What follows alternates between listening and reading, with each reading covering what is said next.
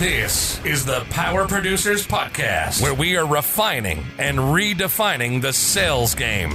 Rule number one is you have to believe in yourself. You're the only one who doesn't think you belong in this appointment. The prospect has already validated your existence by scheduling time with you. Get it through your head you belong here, go in there, crush it, and close the deal. A place where sales professionals can come to learn from other sales professionals and thought leaders that have mastered their craft. The difference between a good salesperson and a best-in-class salesperson is only 2 minutes. By spending an extra 2 minutes on what you might think is a mundane task in the sales game, you separate yourselves from the pack, you grow your book of business, you close more deals, and you retain your accounts. As well as their peers who are still striving for perfection to achieve their why. I have a wife and 4 kids. Failure is not an option. Real sales professionals, real stories, real results. It's no different than being a professional baseball player. You can't be a one-trick pony. You have to be a 5-tool player in order to succeed in this game. This is the Power Producers Podcast, production redefined. Are you ready to feel the power? All right, everybody, you're in for a good episode today. We have our buddy Gabe Oh from out in Seattle, Washington. And Gabe got on my attention radar when I watched how he was promoting local businesses in his area. And he wasn't doing it in a way to necessarily promote his company, but in a way to bring awareness to others. And I think that we all know how that plays out in the end. If you're selfless, it tends to come back to you in multiples. So I found myself learning about businesses local to Gabe as far away from him on the other side of the country as possible. And watched for like 7-8 minutes while people walked with Gabe and talked about their businesses. So I figured if he got my attention, which is really difficult to do, especially when I'm not on my meds, that he could probably get everybody else's attention too. So I wanted to have him on and talk with him today. Gabe, thanks for coming on, man. Thanks for having me. Appreciate it. So tell me a little bit about Gabe. What's the story? Where'd you come from? How'd you get into the business that you're in now? I've been in business for 10 years now, which is crazy. Doesn't seem like it, but 10 years. It's myself and a handful of others. Of course, everyone's working remotely. We actually have one person coming in the office, but and it's been, we're PNC. We don't do medical insurance, but everything in PNC. We're heavy personal lines. We're about 75% personal lines, going more toward commercial. And we're actually located outside of Seattle in a city called Mill Creek, about, I'm going to say, maybe 35, 40 minutes, depending on traffic, north of Seattle. So, it's some crazy times, but we're getting through it. That's a beautiful part of the country out there, man. I know that it's changed in recent years a little bit in Seattle proper, but I was out there for a while back in 1995. I went out there for a week when the Final Four was at the Kingdome before they blew it up. Yeah. And I always told myself that if I ever lived anywhere other than where I'm at right now, that would be one place I would go. You have everything that you could possibly want. You got the mountains, you got the beach, you've got good food, you've got sports. And reasonably good climate, it seems like, for the majority of the year. And believe it or not, it did not rain a single day that I was in Seattle for an entire week. So you must have been out here in the summer. Everybody says that. Now it was during the Final Four for NCAA back when. Holy smokes! So, that doesn't. Yeah, no rain in March, April. That's odd. But right now it's gorgeous. I would say Seattle is, I get to travel a little bit, go to conferences, things like that. And every time I come back, I love this area more and more. It's, we actually, you know what? I'm pretty sure from a measurement standpoint, you guys get way more rain than we do. It's possible. When it comes down, when it rains, it friggin' rains over there. Yeah. Instant flooding. It's crazy. Yeah. And the size of the raindrops are punitive to your flesh if you're outside. Like it's right. Like getting wailed on with a cat of nine tails if you're in an afternoon thunderbanger. It's not the rain that I think gets to people. I actually have a friend that moved from Clearwater to here because she got married, and it wasn't the rain that got to her. It was the gray. Yeah. I would say from the months of November through this time of year. I mean, today is gorgeous, but it's gray, half the year, and that probably kind of gets to people a little bit. My parents are from Ohio. It's the same way up there. It's miserable. It's like, I mean, you get sun for like a total of 1 month out of the year, and it's broken up over days over the course of the year. It's like, I could never do it. It's fun to vacation and hang out for a little bit, but I need the sun, man. I forgot how bad it was. Yesterday it hit like mid 60s, and you got people wearing tank tops, putting sunscreen on. It's pretty funny. Well, yeah, I went to college in West Virginia, and there was always a weekend in late February every year where it got warm enough to where it was like in the high 50s to low to mid 60s. Everybody'd be out in shorts and short sleeves, washing their cars and everything else. Like 2 weeks later, it's like iced over. So it's crazy stuff. Well, how did you get into the insurance industry to begin with? Have you always owned your agency? What did that look like? Yeah. I started scratch 10 years ago, like I said. So I went to University of Washington. Go Huskies, go Dogs. And we graduated with a community environmental planning degree. Went into real estate development. Was in the real estate development industry for about 7 years, and then right around. Well, I think you guys got hit pretty hard. Well, the whole nation got hit hard in the real estate recession, right, in 2008, 2009. So right around then is when I lost my job, and then had a little bit of time to kind of figure out what we wanted to do, what I wanted to do next, and kind of fell into insurance. So I think at that time I was looking for something that was a little bit more recession proof, just because that last recession really hit that real estate industry so hard. Now, granted, of course, we all know insurance isn't recession proof. I mean, it's a little more, it's got a little more of a, I don't know what the word is. It's not quite like real estate, but it doesn't have the same beta coefficient. There you go. So yeah, that's kind of what I said. You know what? I think I can do this, and hooked up with some agencies in Seattle, learned from them, and next thing you know, it opened up a little agency. It was myself in a closet-size office for the first year or so, and just kind of grind, and next thing you know, we're here. So, yeah, it's pretty amazing how things have happened, but we've gotten here. I don't know what the heck last 10 years went. I pinch myself every day. I have no idea how we got here. What was your tipping point? Like, what was the deciding factor where you said, okay, this is what I want to do? Well, I'll be honest. I mean, the first couple of years, I was, you know how it is. I think anyone that does insurance for the first couple of years, scratch. I mean, you're eating top ramen for the first year and a half. Luckily, I didn't have kids. Wife and I were married, and she was a school teacher at the time. She stays home and watches our 2 little kids now, but. So she was supporting me, and we had a little bit of savings, so we were able to get through it. But yeah, I would say after like the first 2.5 years is when I finally could like take a breather and say, I think this might actually work, And then it's funny, man, because I did a talk out at Innovation. I did a workshop on how I hire people, and I started Scratch in 2016. And I always used the top ramen or the boxed macaroni and cheese from back in the day, and it was never Kraft. It was always the store brand, because you could get 10 boxes of it for $1 back then, and you could tell when it was a good week. Like, it was payday, because I would actually go buy the Velveeta box that had the pre-made the pre-made liquid cheese gold. pouch. Yeah, pre-made cheese pouch in it, and then based on true instinct would add water to thin the sauce a little bit, buy a second pack of plain pasta to add to it, so I got multiple days worth of meals out of it. And if it was a really, really good payday, I might add a pack of browned ground beef to that. Oh, so, but I think it's interesting, man. You have to be able to look back on those things and realize, embrace what you've been through and where you've come from.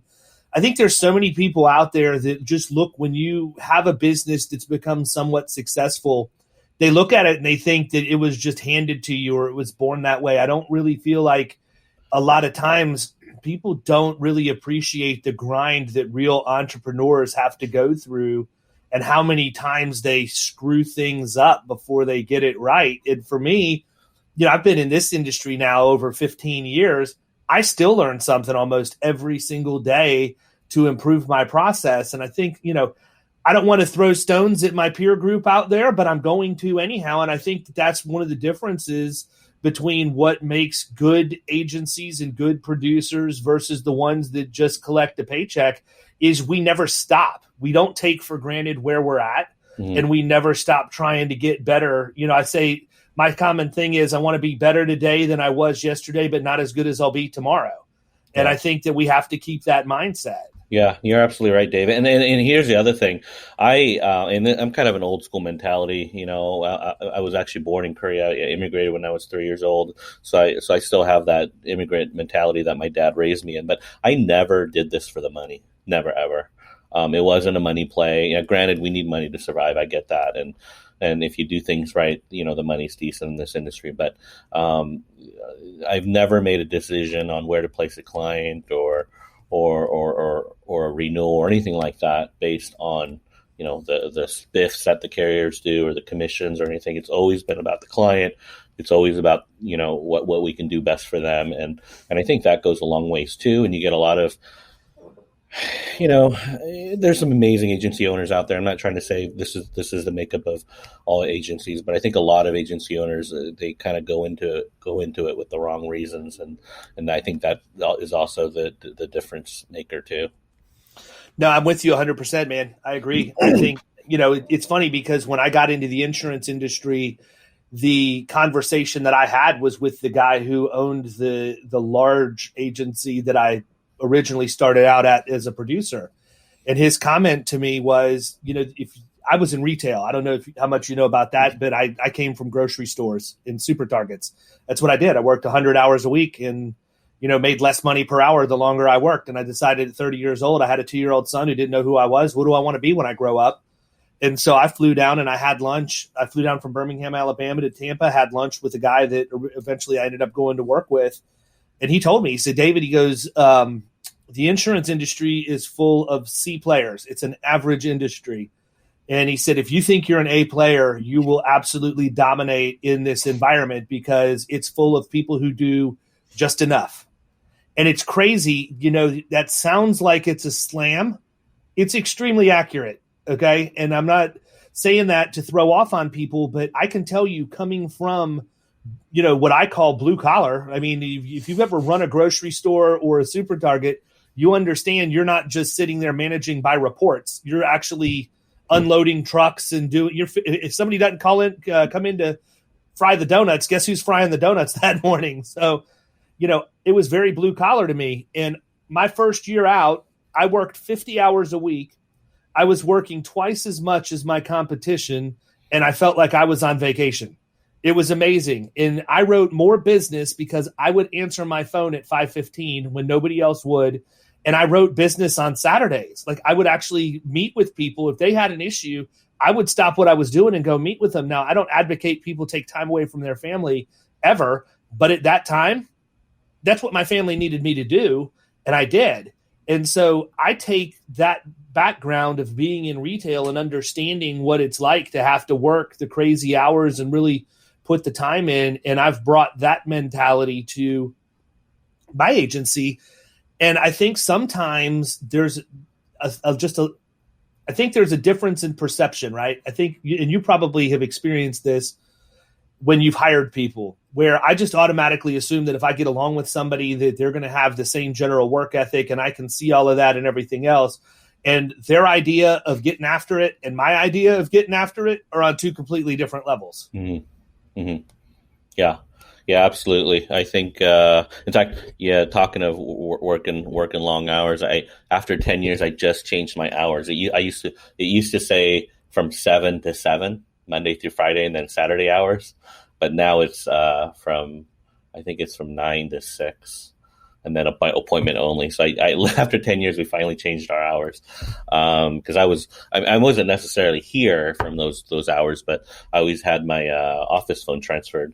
Even to this day, my office phone is transferred to my cell phone, and I pick up the phone if no one's available in the office. So, yeah, I love what I do. This is a great industry. I love our community, and this community has been great for for us, my family. We live here, we work here, my office is here. So, and most of our clients are from around this area. So we do what we can to help to provide great service for them, and yeah, it's worked out pretty good. So how did you get, the idea for doing the walk, the video with local people? That was pretty cool. I mean, it looked like you were moving at a pretty brisk pace. Like, I mean, it's funny. I've had so many people say that. I'm humming down the street. Vertically challenged man. I am 5'7", with short legs. So I'm not quite sure why I walk so damn fast, but apparently I do. So I got the idea. Well, first of all, I'm not a very creative person. I tell everyone I am so not creative. I steal everyone's ideas and then I kind of make it my own. So how I got this idea was I watch a lot of YouTube. And if you guys know who Kevin Nealon is, oh, dude, he used to pump you up from Saturday Night Live, right? Exactly. He's like, dude, that's the golden years of Saturday Night Live for me. Yep. But I also loved him in Happy Gilmore when he was like the life coach golfer on the tour. It was awesome. Yeah, he's awesome, and he has a series on YouTube on his channel. Check him out. He's hilarious. But he calls his series "Hiking with Kevin," and he does hikes just like how I do my walking with Gabe with a selfie stick. And he just does hikes around LA, and of course he's interviewing celebrities. And I loved how it was so raw. It wasn't produced. He does cuts and things like that, but it was really raw, and you got to see celebrities not in their makeups and stuff like that. So I thought, you know what, maybe I could do something a little bit more on the local level and then kind of focus on local businesses, and that's kind of how I started. And it's been a lot of fun. Obviously, this whole shutdown coronavirus things thrown a little bit of a wrench because we were starting to pick up a little bit of speed. But I did a Zoom walking with Gabe last week with a psychologist, so that worked out really good. So hopefully continue to do that. But yeah, that's been great. For us, like David said before, I don't try to. I think only one point I mentioned who I am. I said Gabe with Western Pacific Insurance at the intro, but other than that, I don't have my logo on there or anything like that. This is for them to share it, because I truly believe in the philosophy of people want to do business with people that they know and enjoy and relate to, and so yeah, this is an opportunity for their clients to get to know them on a more personal level, and not just on a professional level. No, I think it's a good idea, man. I think that our industry, it's interesting. I think that there are a lot of selfless people that are in our industry. And you and I both know a lot of them. I think we need more. There's so much stuff going on with coronavirus right now. It actually makes me sick to my stomach, because I see how many agencies are out there trying to be perceived as like coronavirus thought leaders and consistently pumping all of this information out. And that it's manufactured in a way that's an attempt for them to get business as a result. I can't think of anybody at all that I know of that has written any type of commercial business because they posted rules about coronavirus on LinkedIn or Facebook or whatever.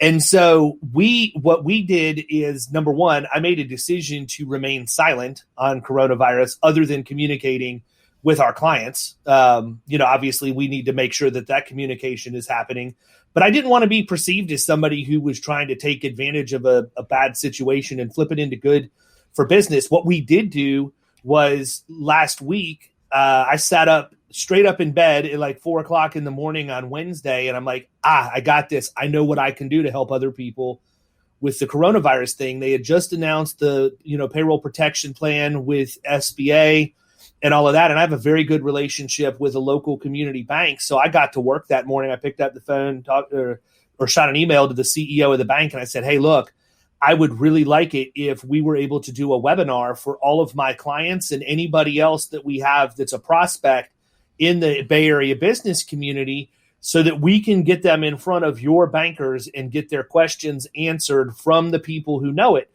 And I launched the webinar. we announced that it was being sponsored by Florida Risk Partners. I got up, I spoke, I just introduced myself, never said my company name, nothing.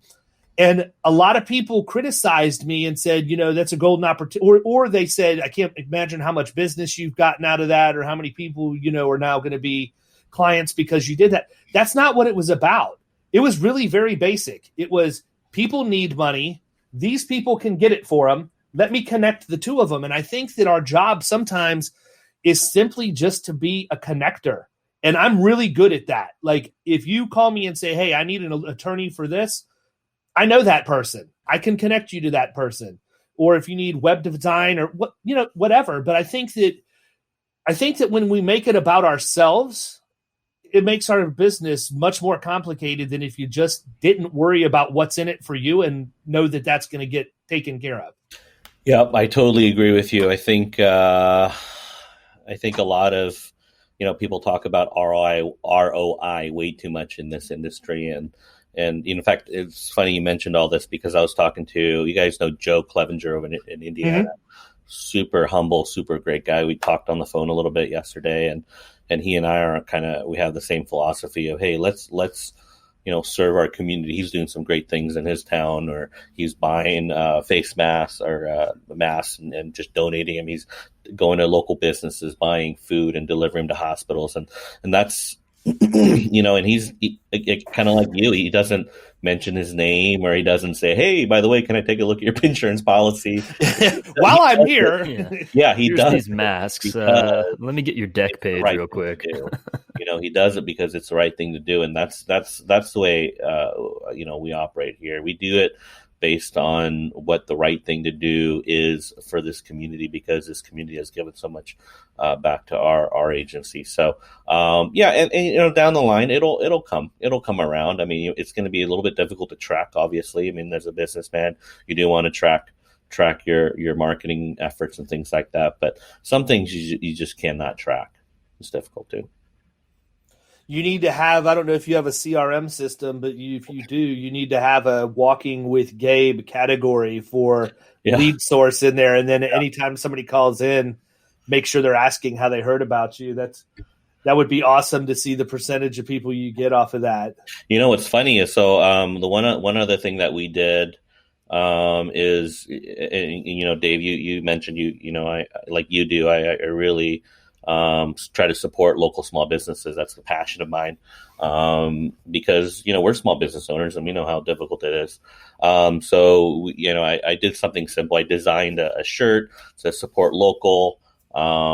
It does have our logo on the sleeve here that I put on. I had a bunch of them printed and I put it on our Facebook page, and we had a local videographer just reach out to me. And we started communicating, and he just mentioned how he wanted to offer his services for free. He wants to go to businesses and offer like a free promotional video of how businesses are getting through these tough times, and they could use it for their social media, things like that. So he and I are going to partner up and connect with local businesses and start doing that. He titled it, which totally makes sense. It's kind of catchy, 6 feet away, which is pretty catchy. That's cool. So we're going to be starting to do that late next week. So that'll be fun to really, get out to the business owners and, get to know them and see how a lot of these businesses are pivoting and evolving and having to during these times to get through get through these times. At some point, he's going to have like one of those vans that's got the little seat that the videographer sits on the back of, and the van's going to drive ahead of Walking with Gabe, and he's going to be like your full-time film crew. You could be like the guy in Along Came Polly when he had the True Hollywood story of Sandy Lyle, the kid from Crocketeers. Dude, I look ridiculous walking around with a big selfie stick at the time. It's all good. I have no shame. You know what? I think it's fun, and I think anyone that likes to be in front of the camera is a little bit of a attention seeker. So I guess I have a little bit of that in me too.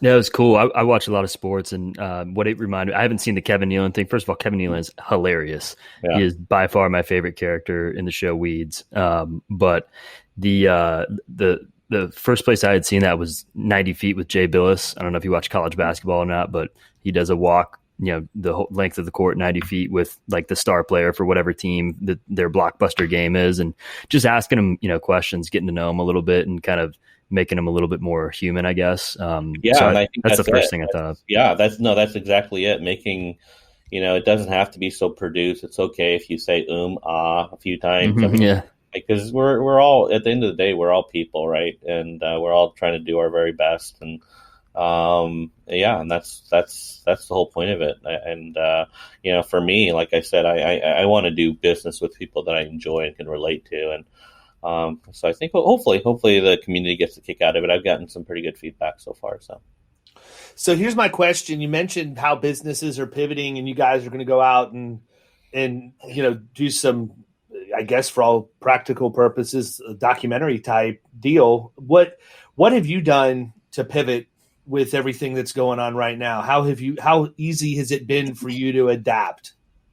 Well, obviously working remotely, that was a pivot. It was, I would say we're probably, pretty technologically, did I say that word? Technology friendly in our office. So it wasn't too much of a hardship for us to go remotely, and we still continue our weekly meetings or Zoom meetings and things like that. But from our phones, we had a really strong March because leading up to all this happening, we were doing really well. So we ended March doing really well from a new business standpoint.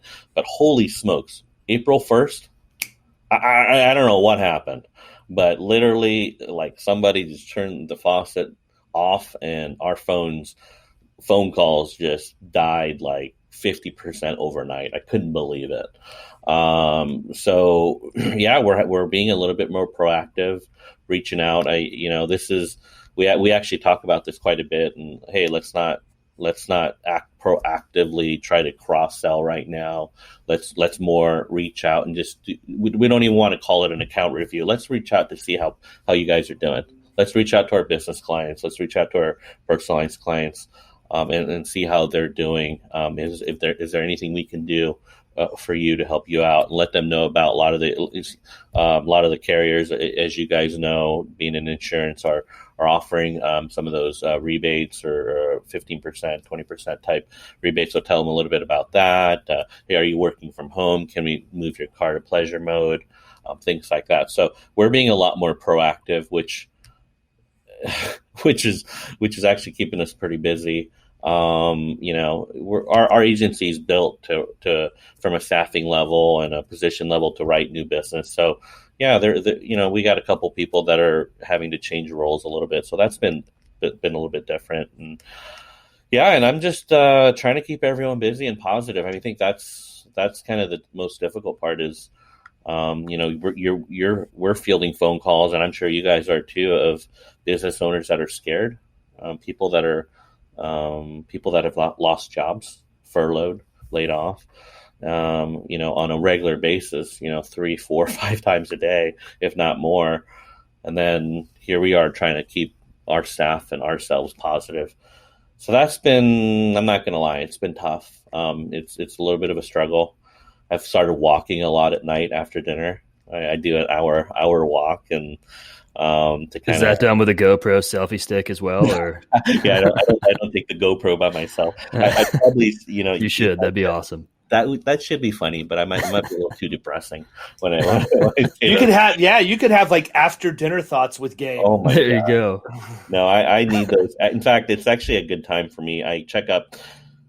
So I will say, in all this, obviously, I would much rather this not be happening to everybody, and this is an awful time for a lot of people. But there's going to be good that comes out of this. I think one of the good things are we're spending a lot more time with our family.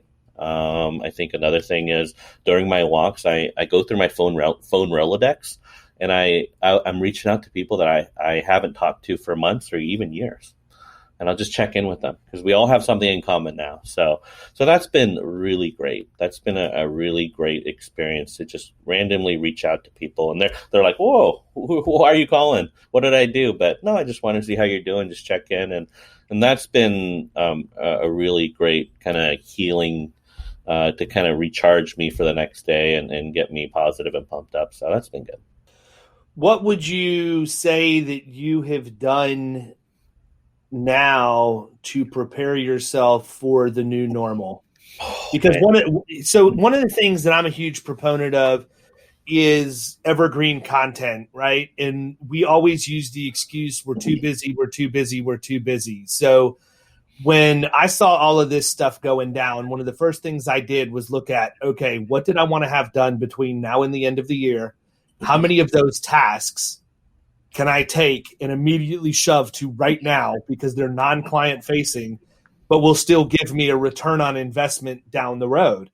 And evergreen content is a huge one. I mean, I think, Ryan Hanley said one time to me that every blog post that you write is like hiring a salesperson to work for you 24 hours a day.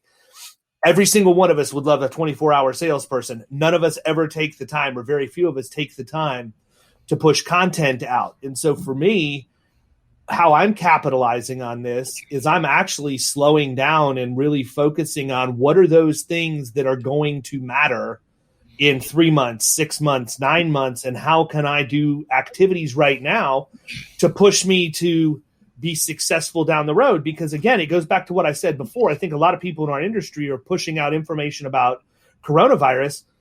6 months from now, people aren't going to be Googling that. They might be Googling what is coinsurance, what carriers offer roadside assistance or whatever. I mean, any number of evergreen topics that you can come up with are what I want to be focusing on right now, because I want to fix that part of my operation. If there's anything that we do that's really weak, it's the content piece. And I know I need to be doing it, but truthfully, we've grown at such a clip. I haven't had the time. Now I do, and I'm not going to allow it to be an excuse. Yeah. No, you're absolutely right. This is again, when a good thing, I guess, coming out of this is it's allowed a lot of agency owners to kind of slow down and take a breather and reassess a little bit, and that's been a blessing. Again, obviously, I would like to continue to write new business at the pace that we were at, but we are, and let's make the best of it. Yeah, we were having to pivot a little bit. It's been good because we were.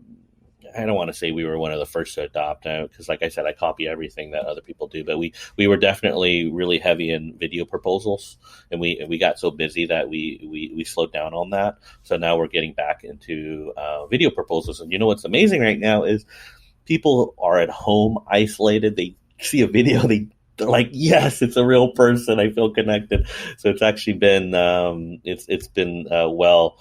It's been the review, the response has been really great. Also, again, not to be too salesy, but cyber liability is a big one right now. You got everybody working from home. Well, that's a lot of internet connections that aren't secure. So, definitely pushing the cyber liability right now. So yeah, I mean, we are definitely spending a little bit more time. Instead of pushing out, let's say, 20 quotes, we're probably pushing out maybe 10 right now, half of what we used to. So we could spend more time on those. We can spend more time customizing the proposal and doing the video proposal and connecting with the client. So it's again, in a lot of ways, it's been good. It's been good, and we're going to get through this. We will. It's going to be, Dave, honestly, and I was talking to my friend about this earlier. I know this whole coronavirus thing, we're going to get through this. It might take 6 months. It might take a year. I'm more concerned about the effect that this period is going to have on businesses moving forward. That's my biggest concern.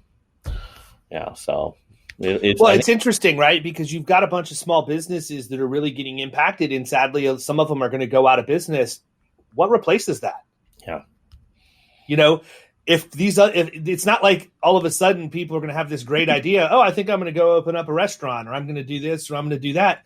A, if they would have thought that's what they wanted to do with their life, they would have already been doing it. B, they're going to be scared to death to do anything like that because a lot of them just got hammered. And I mean, it's really, really scary. I'm interested to see, my theory on all of this is I really think that obviously I don't want to be political, but at the same time, I do want to see a problem solved. Right.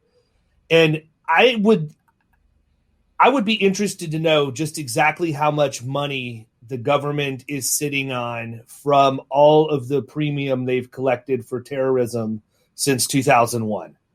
I'd be interested to know what that number is. I'm sure it's been published. I haven't read it because I'm really trying to not read up on all of this stuff. But my point being, this is a lot of money that's never been touched since inception, right?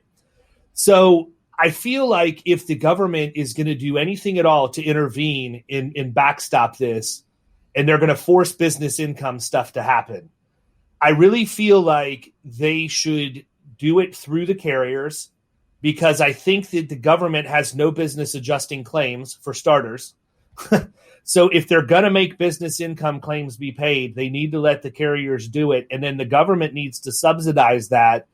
But I think, I'm not an advocate for a bunch of taxation, but I think that if they were to have something for pandemics similar to what they've done for TRIA, they would be able to recoup a lot of money really, really quickly, and it would be death by 1,000 cuts. But I think that might be a feasible way to sort of fix the problem as best they can. The issue is going to be, okay, what if you didn't have business income at all? Well, now all of a sudden, that's a whole different conversation, and I don't want to see us go down a bunch of rabbit holes for different ways to find coverage that was never elected or paid for. I understand that they're trying to do right by the businesses and that they may need to force the insurance companies to get involved. I don't believe that it's the insurance company's responsibility. It's clear on the policies that we've written. Look, I'll be the first person to admit I've never sat one of my clients down at binding a policy and said, by the way, you need to understand virus and pandemic. It's a big exclusion right here. This is something that I'm concerned about. A, because it never crossed my mind to talk to them about that. And I'll be honest, and say that. And B, because I couldn't solve the problem anyhow. There was no way to buy coverage for it. Yeah. So yeah. I have never ever looked at that language myself. Just I think if anyone says they knew that, they're either geniuses or they probably are not being honest. I had no clue. Now, Dave, you think, you're a commercial insurance guru. Do you think these carriers, the spirit of that language or that exclusion was to exclude a pandemic, or maybe it was something else like a flu outbreak at a restaurant? And I can't imagine the carriers knowing that this could happen. Here's what I think. I think that we've all been pretty naive to the fact that something like this can go down. So it's not really looked at with the same level of intensity as wind events or earthquake or things like that. So I don't know what the spirit of the intent was, but I don't think that it was really something that was ever even focused on. I think the other problem that they have is there's no real actuarial data that they could use to set rate. How do you set your rates in a primary layer? How do you set reinsurance rates in addition to that? And so I think that some of the limited things that I've read where they just feel like it's something that's uninsurable because there's no way to really get your arms around it. Now, you can do predictive modeling with weather events and all of that stuff, and you're still probably not going to get it right. But there's also ways to counter that. I'll never forget, I was sitting in a CRM one time, and there was a guy that had been a risk manager for State Farm that was in there. And he was in Florida, where State Farm had just pulled out of the homeowners insurance market. So he did not have any friends in the room at all when he was telling this story. And he made it even worse when he told the story. But basically what he was explaining is that from an enterprise risk management standpoint, State Farm would look at a wind event. And if a storm ever got within certain geographic coordinates, latitudinal and longitudinal coordinates, they would go out and put a bunch of money into lumber futures. And they knew that if the storm hit, they were going to make enough off of the lumber futures to offset the cost of what they had in claims. I don't know how you would even approach something like that from a pandemic standpoint. Yeah. I keep seeing, I'm sure you guys are getting business clients, forwarding newsletters and articles as we are. Yeah, I mean, I think the most difficult thing about this right now is none of us really know, right? Everything's so fluid with all these loan programs and attorneys suing carriers for business income, trying to, trying to kind of get through the exclusions on the policies and whatnot. I don't know. That's kind of the most frustrating thing, is trying to be reassuring to your clients, but at the same time, we don't really know either, because there's so much unknowns right now.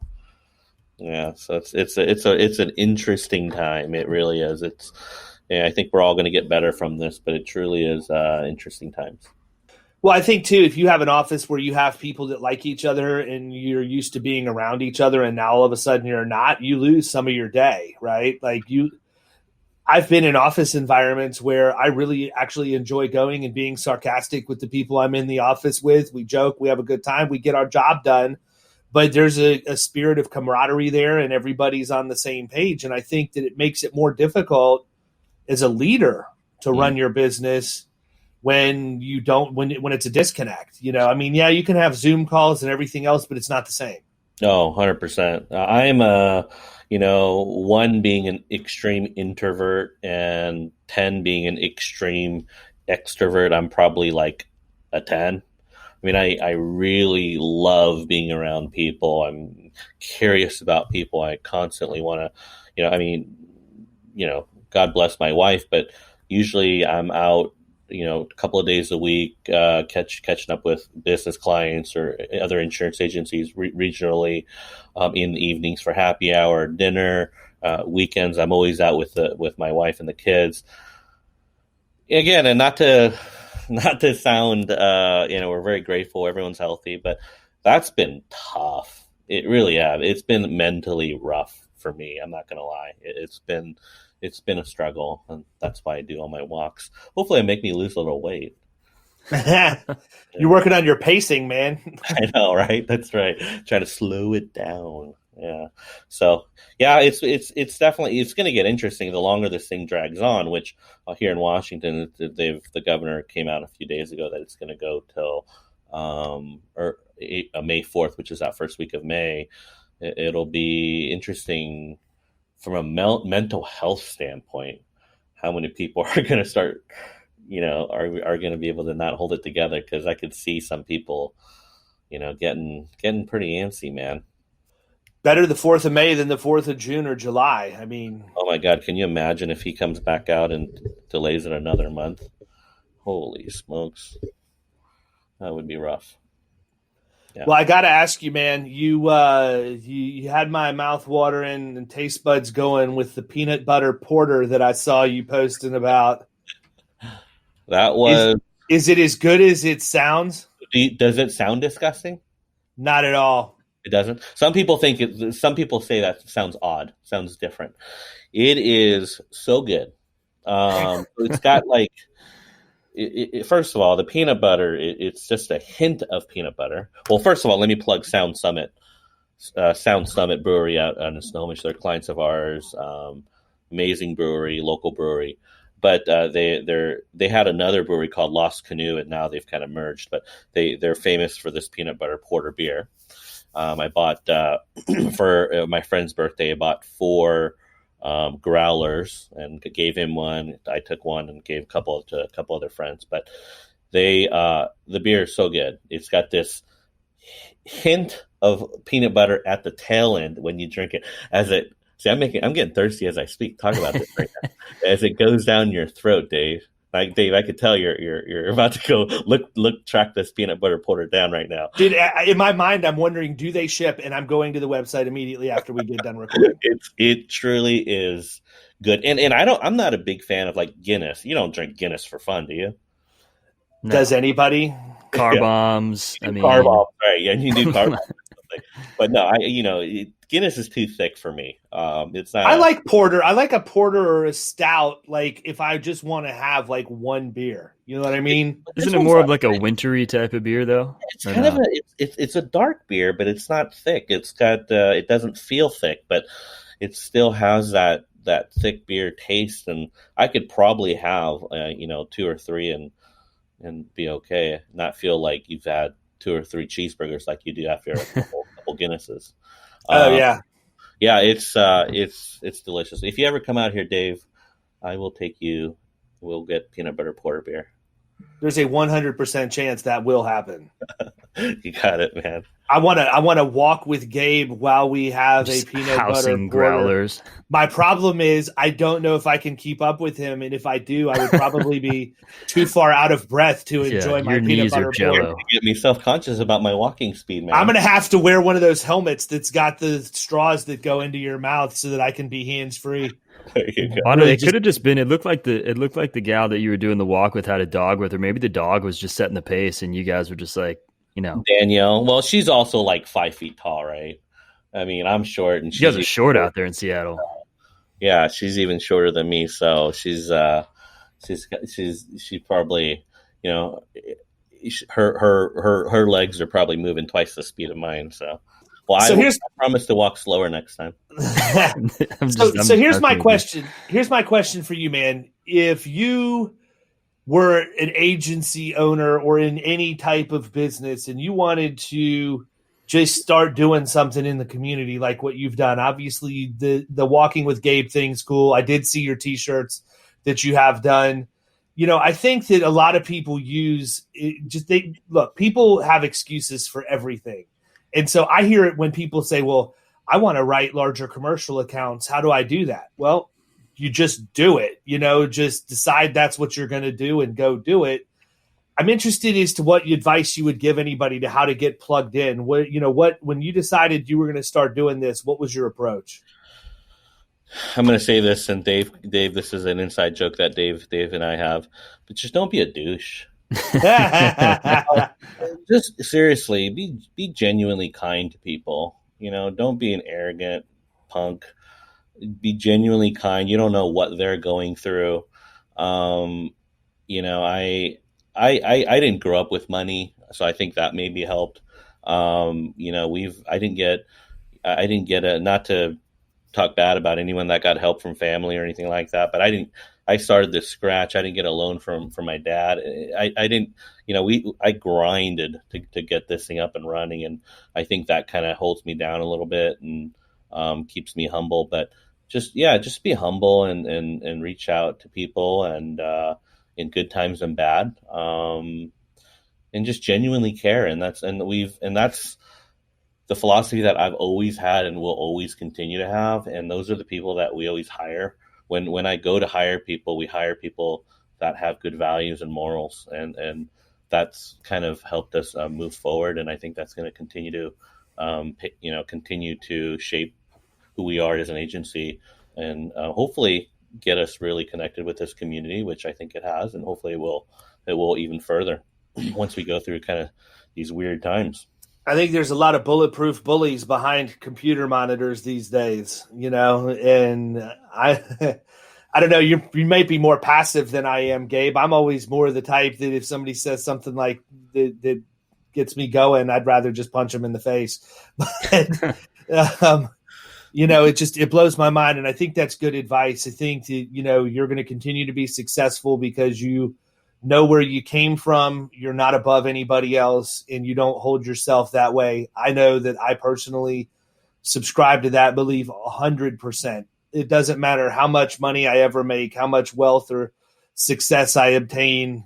At the end of the day, I'm still going to be the same dude that I was, 20, 30 years ago. I agree with you. I think that sometimes people are just emotionally immature. They get a little bit of success and they think that makes them better than somebody else. But as quick as you got it, it can be jerked out from under you in a heartbeat. And, I think that if we remain humble and never take our successes for granted, and we continue to push forward and do right by people, ultimately we'll always come out ahead. Yeah, you nailed it. 100%. We're in an industry where you can do well if you work hard, but you're absolutely right. It can be taken away just as fast. And I don't know if people realize that.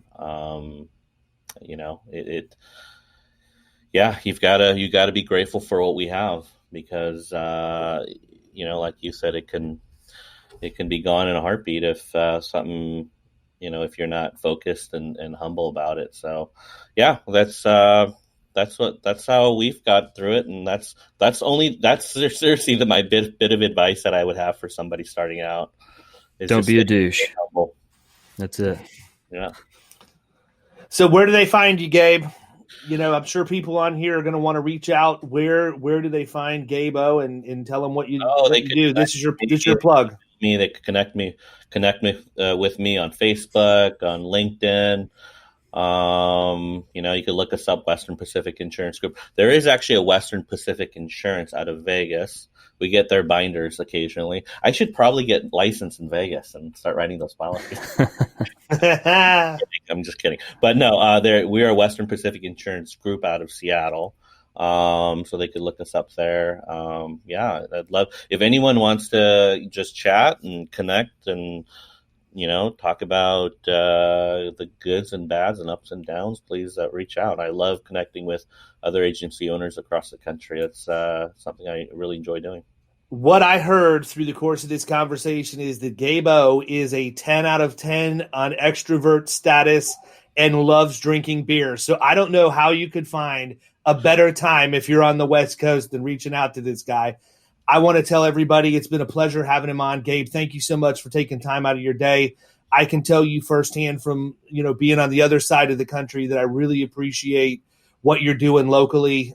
You have inspired me to think outside the box and think of ways I can do things in my community to try and catch up to you at some point. But, it's admirable what you're doing. I know that a lot of people appreciate it that probably haven't given you a pat on the back, and I also know that's not why you do it. So keep pushing forward, brother. It's been a pleasure.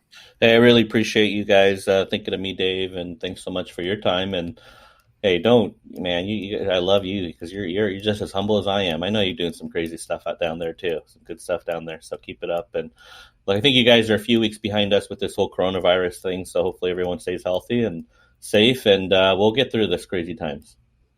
Absolutely. All right. Thanks, Gabe. Good talking to you, man. Yeah, take care, guys. You've been listening to the Power Producers Podcast. You can follow Killing Commercial Insurance on Facebook and YouTube. And if you want to take your game to the next level, check out our book, The Extra 2 Minutes, and our website, killingcommercial.com.